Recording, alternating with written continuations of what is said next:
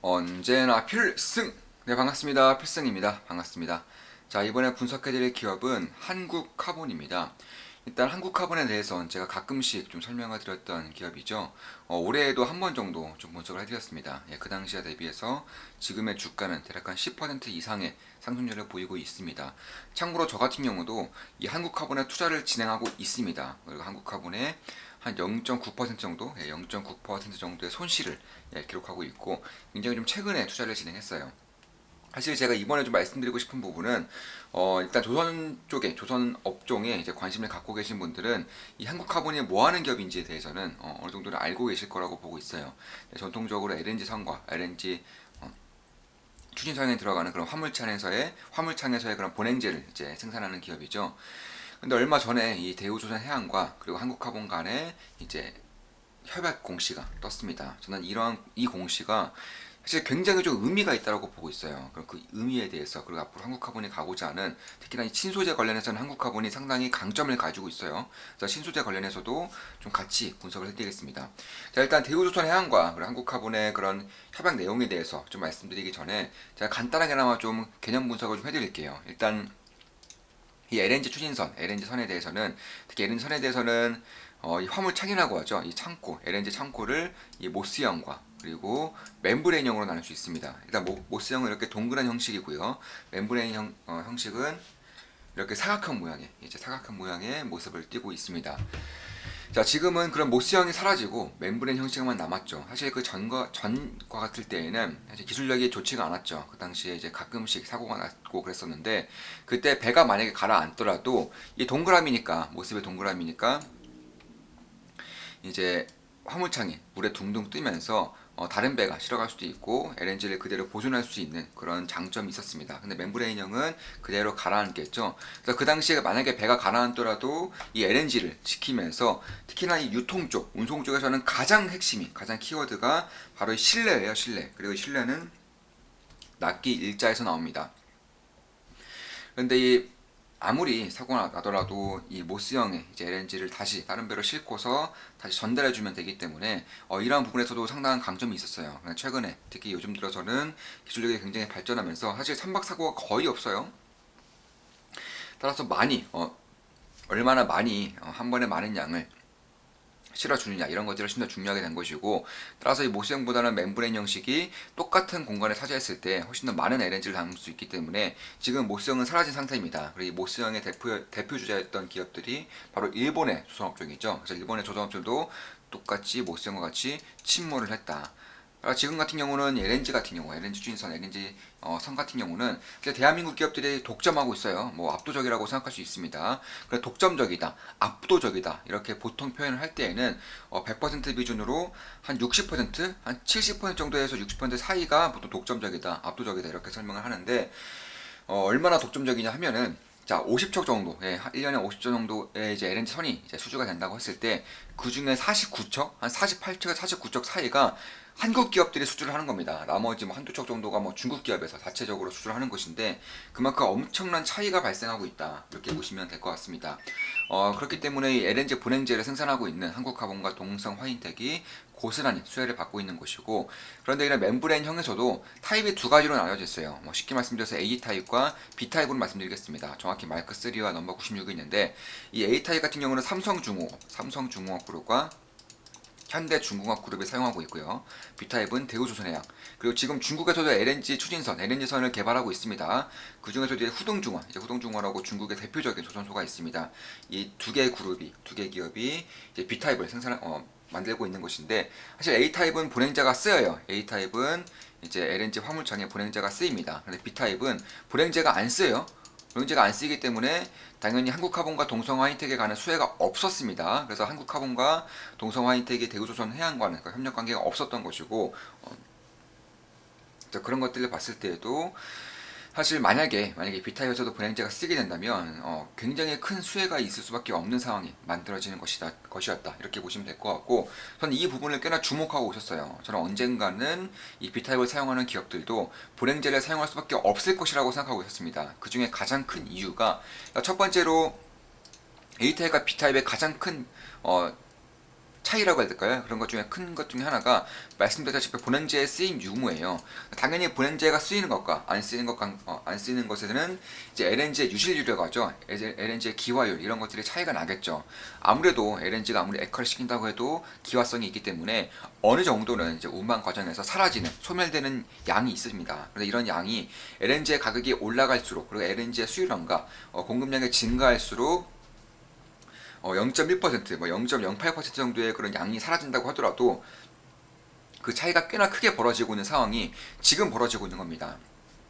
따라서 그런 것들을 봤을 때에도 결국에는 A타입으로의 그런 쏠림이 꽤나 심화될 수 있는 그런 상황이 만들었던 것이고 대우조선해양이 이를 모를 리 없겠죠. 따라 대우조선해양과 GTT 측에서 이제 B타입도 업그레이드 시킨 겁니다. 이걸 B타입 플러스라고 하겠습니다. B타입 플러스에서는 이제 본행제가 똑같이 쓰이는데 심지어 A타입보다 B타입 플러스에서 쓰이는 본행제 양이 더욱더 많아진 거예요. 타입이 다르다 보니까 쓰이는 본행제 양도 달라지는 것이고 그런 것들을 봤을 때에는 이번에 그런 것들을 예상하고 있는 과정에서 저는 동성화인텍이 대우조선해양과 첫 번째 협력을 맺을 것이라고 생각을 하고 있었습니다. 그중 가장 큰 이유가 동성화인텍과 대우조선해양 같은 경우는 이제 차세대 화물창에 대한 기술 개발을 하고 있고요. 이미 GTT가 현재 로열티라던가 이런 것들을 다 매출액의 5%가량을 가져가고 있기 때문에 사실 기존의 조선사들 입장에서 한국 기업들 입장에서는 상당히 큰 그런 소실이 있는 것인데 그런 것들을 타개해 나가기 위해서 대우조선해양과 동성화인텍이 차세대 기술 개발을 하고 있다는 점 그리고 무엇보다 단열 파이프라고 해서 이제 LNG 화물창에 들어가는 그런 소재 중에 하나라고 보시면 될 것 같습니다. 그런 단열 파이프를 이제 동성화인텍이 대우조선해양에 납품을 하고 있어요. 물론 한국카본도 만들 수 있고 납품하고 있는 것은 맞지만 대우조선해양과 동성화인텍이 독점적으로 납품하고 있었기 때문에 큰 변수가 아닌 이상 동성화인텍이 대우조선해양의 그런 본행제도 수주를 받을 것이다 이렇게 예상을 하고 있었는데 최근에 공시가 하나 떴죠. 동성화인텍이 아니라 한국카본과의 그런 협력 공시를 띄운 겁니다. 사실 이런 부분은 굉장히 큰 의미가 있어요. 일단 동성화인텍과 한국카본 입장에서는 고객사가 2개 정도밖에 없었어요. 그런데 여기에 더불어서 또 2개 그룹에 추가될 수 있는 가능성이 열리는 것이고 일단 확실하게는 한 개 그룹이 대우조선해양이라는 한 개 그룹이 열린 것이기 때문에 이에 따른 수혜가 굉장히 클 수밖에 없다는 점을 그 자체만 봤을 때에도 굉장히 좀 주목할 부분이 있는 것이고 이 중에서도 동성화인텍이 아니라 한국카본을 굳이 선택한 이유에 대해서 제가 좀 따로 알아봤습니다. 알아본 결과 일단 뭐 동성화인텍과 대우조선해양 간의 그런 관계가 어긋난 것도 아니고 한국카본이 동성화인텍에 비해서 기술력이 더욱더 뛰어난 것도 아니고요. 그저 한국카본이 동성화인텍보다 훨씬 더 좋은 그런 조건을 내세웠다고 합니다. 그래서 그런 부분에 있어서도 앞으로 동성화인텍도 충분히 좀 가능성이 있을 수 있겠죠. 대우조선해양의 그런 수주량 혹은 발주량이 높아질수록 그럴 가능성이 높아지는 것이고 일단은 한국카본과의 그런 협약이 마친 것만으로도 굉장히 큰 의미가 있다 이렇게 보시면 될 것 같습니다. 특히나 이 B 플러스에 들어가는 본행제 양 자체가 다르고요. 특히 한국카본과 동성화인텍 2개 기업 모두 향후 업황을 상당히 긍정적으로 보고 있다는 것이 거의 확실시되고 있어요. 왜냐하면 캐파 증설량이 거의 2배가량 됩니다. 2배 정도의 캐파 증설이 이루어지고 있기 때문에 그런 것만 보더라도 꽤나 좀 긍정적인 업황을 보고 있다는 점. 특히나 조선업 자체가 일단 턴어라운드가 진행되면 최소 5년에서 10년 정도는 지속적인 그런 추세를 보이는 경우가 많기 때문에 이런 부분도 충분히 보고 있는 것이 아닌가. 특히 동성화인텍 같은 경우는 부채 비중이 상당히 높습니다. 재무제표가 굉장히 안 좋아요.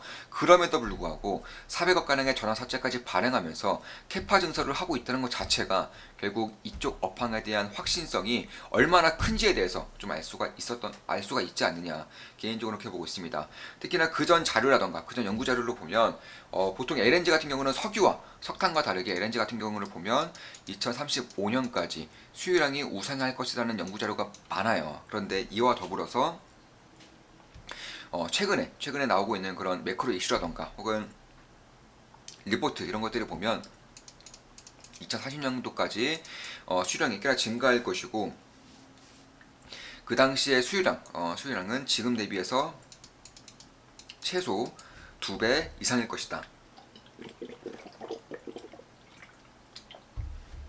네, 이렇게 얘기가 나오고 있습니다. 그만큼 LNG에 대한 수요가 사실 지금까지는 점진적 증가가 예상되었어요. 그러니까 석유와 석탄에 대한 그런 수요라던가 혹은 그쪽에 대한 공급이 점진적으로 하락하면서 이 정도를 채워줄 수 있을 정도 그만큼의 점진적 증가가 있을 것으로 예상되고 있었다가 최근에는 이제 LNG에 대한 그런 중요도라고 해야 될까요? 사실상 태양광과 풍력이 지금까지 대부분의 이제 국가들이 예상했었던 기대했었던 그런 효율을 전혀 내고 못하고 있는 그런 상황이기 때문에 LNG에 의존하는 그런 의존 정도가 훨씬 더 커질 수 있고요. 특히나 이제 러시아와 이제 유럽의 사이가 틀어지면서 사실 유럽은 지금까지는 러시아로부터 파이프라인으로 즉시 적재적소에 LNG를 받고 있었습니다. 그런데 이런 것들이 모두 끊겼죠.